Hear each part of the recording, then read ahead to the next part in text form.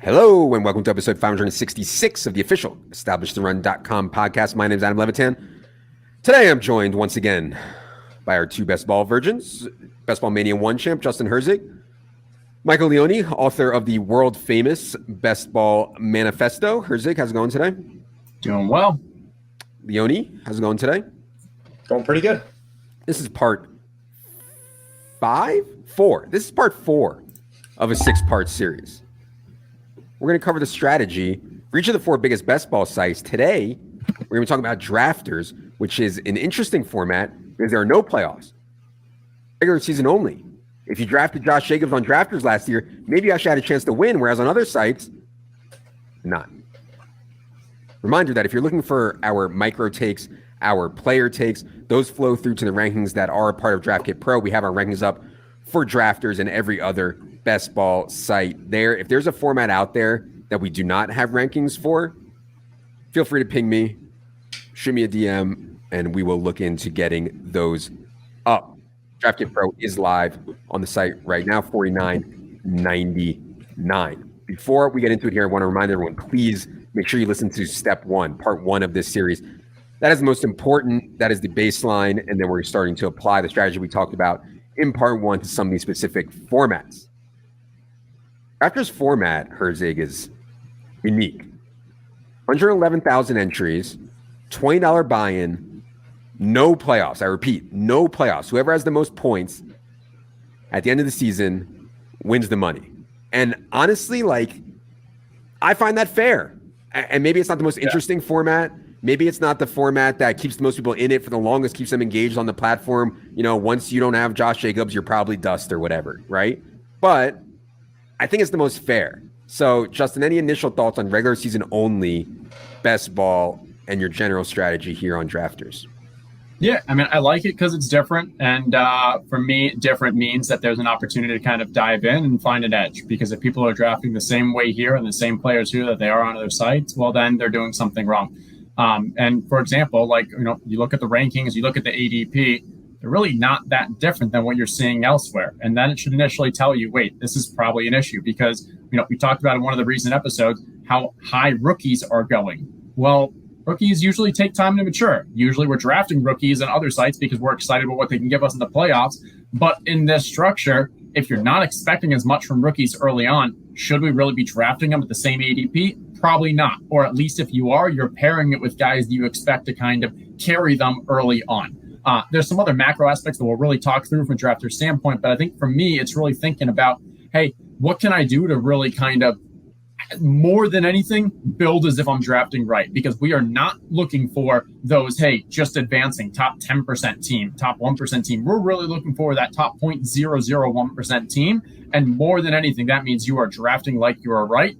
For me, the number one thing is finding a late stack of a team that you think is going to substantially outperform their expectations. That is the best way to get a correlated major edge on the field. Last year it was Jacksonville, but if you can find who that team is, that's the easiest way. Hey, this isn't easy to find out who's going to way outperform, but if you're able to pull that one thing, you then have such a great opportunity to find multiple values across the draft. I have a candidate for that one. I know we're not doing micro takes here, but I can't help myself. I love the micro takes. I think the candidate for the best stone cold backdoor stack right now is the Packers. They're just literally free, and they have such a soft defensive schedule. So I'll throw that out there. Leone, how do you think about a best ball format that is regular season only? I know most of your work has gone into Best Ball Mania, which is obviously playoff heavy. Yeah, I mean, Justin hit the key things. Rookies, guys that are suspended, if you're taking them, you got to be really cognizant that you're covered the first half of the year. There can be situations where that actually works out really well. If you've got some veterans that you're worried about holding up, they can mix and match well. But in general, they're going to drop in value. And the drafting is, if you're right, taking that to the extreme. You take a running back early, you really want to stick with that. I think it's more important to get at least one running back early to get that projectable volume from day one. A lot of the reasons running backs in general in redraft fantasy and other formats of best ball are overvalued is because people put too much emphasis on that projectable day one volume.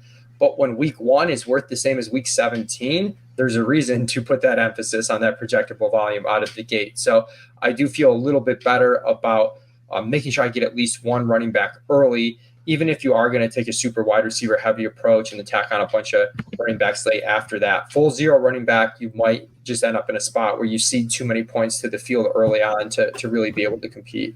This is I want to give one example real quick. Jameson Williams on DraftKings, his ADP is 119. On Underdog, his ADP is 102. On Drafters, his ADP is 106. That's a player that we know is missing the first 6 weeks. Yeah. At no point should you be drafting Jameson Williams on Drafters if you know he's going to be missing and counting as a zero for those 6 weeks, when we across the board feel that his value for the others, where his value is most important in the later weeks, is, on those other sites. Like, that's just an example, and you can kind of look through various ADPs to get the feel for, maybe I shouldn't draft this player. Great point, for sure. This is full PPR, no bonus. And I should have mentioned the actual payout structure: 300K to first, 150K to second. 10th is 12K, 4% to first.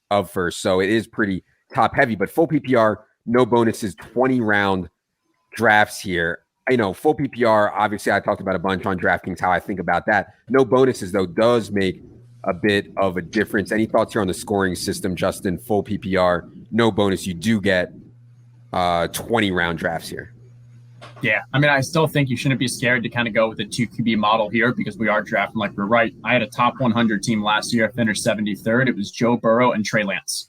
That was really a 1 QB team that finished in the top 100. And that just shows, like, hey, QBs just are not nearly as important, because if you can find those guys that really break out at other positions, that gap is just so much higher to kind of give you that leverage across the field.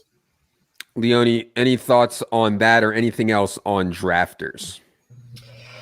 Not really. Just like Justin said, like, leaning into drafting as if you're right. Be okay overloading some of your weaker positions with a ton of quantity, and assume your quality really comes through for you at the other positions, especially the onesie positions if you're taking an elite quarterback or elite tight end. All right. That is going to do it for our look at DraftKings. A more fair firm. And honestly, we don't have to spend a lot of time on this. I'm just curious.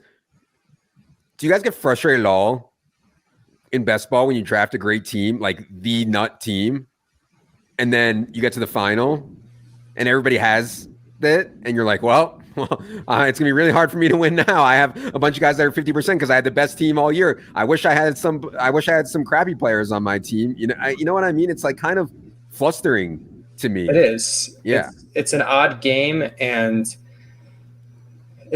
I don't necessarily love all the structures that are out there. I kind of like some of the small field tournaments that sort of give you like the best of both worlds between the playoff heavy ones, but then also like rewarding the best team, because you're just not lining up. But not everyone has that bankroll to play usually those are higher stakes contests, and people, they want to win a ton of money instead of a little bit of money. Exactly. But I would say credit to Underdog for middling it, right? Because the best teams on Underdog are going to get some money back this year because of the regular season prizes. Yeah. And to be clear, you guys do like drafting the olds, and this is a much better structure to draft the olds. How dare you? I don't like drafting the olds. That's Leone. But one of the biggest hits last year wasn't even old, but he was like a perceived old in Josh Jacobs that Leone famous. And Tyler Lockett. Tyler Lockett. Yeah. Kelsey. Exactly. Kelsey. All right. That's going to do it for this look at drafters. We'll be back next time to look at FFPC, where it is tight end premium, 1.5 points per reception for tight end. Very interesting contest they're running over there on FFPC. We'll be back next time for strategy on that. For Leone, for Herzig, for producer Luke, be sure to subscribe to us on the YouTube machine. We are putting out videos there that you will not find on this podcast feed, extra free content on the YouTube feed. Good luck, everybody.